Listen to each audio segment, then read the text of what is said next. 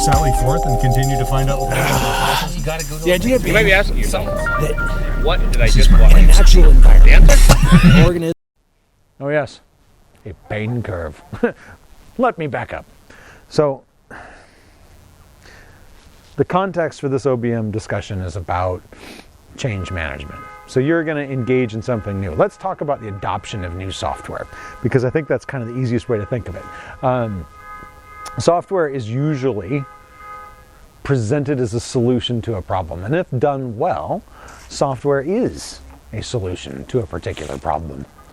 The question is, what's the problem, and is the software match the problem? There's all that stuff, and we might do a video on matching up. In fact, there will be a video, if we haven't done it already, on systems and the software. Anyway, beside the point. Let's say we're going to adopt a new system. So the system that I ran into is communication.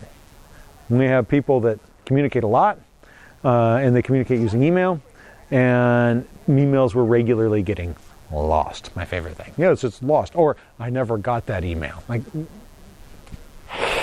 Anyway, yes you did. You got the email. You didn't lose it. It's on your computer. It's on the server because we have it backed up. Come on, you didn't lose it didn't happen.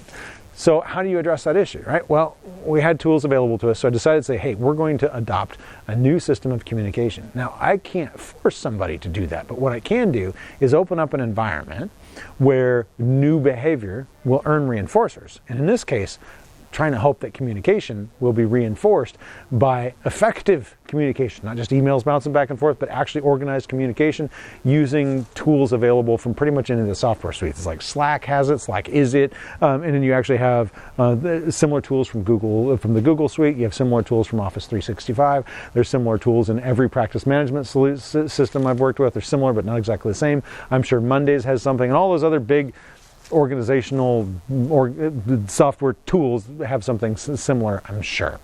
But what I'm really talking about is this adoption of this new system created a scenario where there was change. And we've already talked about change management, and we've talked about how change is difficult and you need to select for new change. What we didn't talk about is what happens when you do change.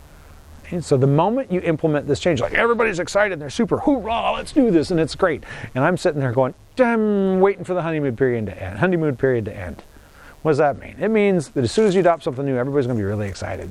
But then about 5 seconds later, I don't know how long it's really going to be, but about 5 seconds later, they're going to be like, this sucks, I hate it.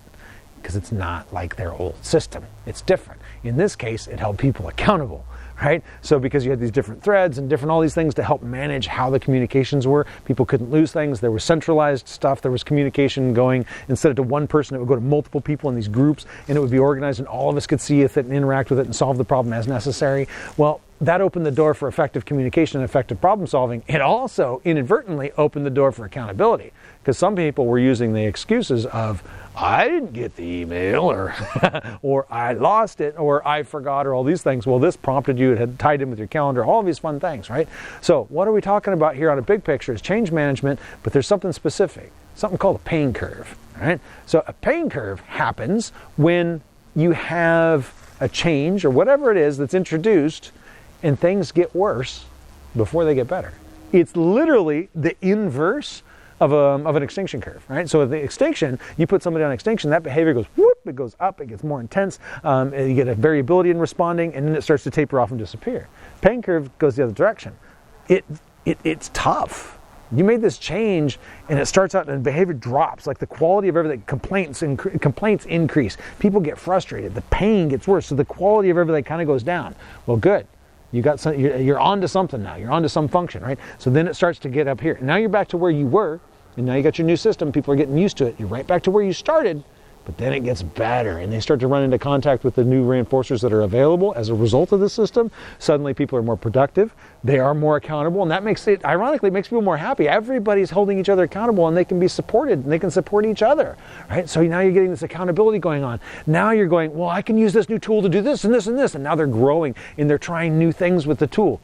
You just set a behavioral trap, and it landed, it hooked them, you got them, right? And that's that pain curve. Things tend to get worse before they get better. You see it in all sorts of places in business, including practice management, of delivery of the ABA services. You see it in software. You see it in universities. You see it all over the place. So keep that in mind as you implement the change in your organizations, is that things will tend to get worse before they get better.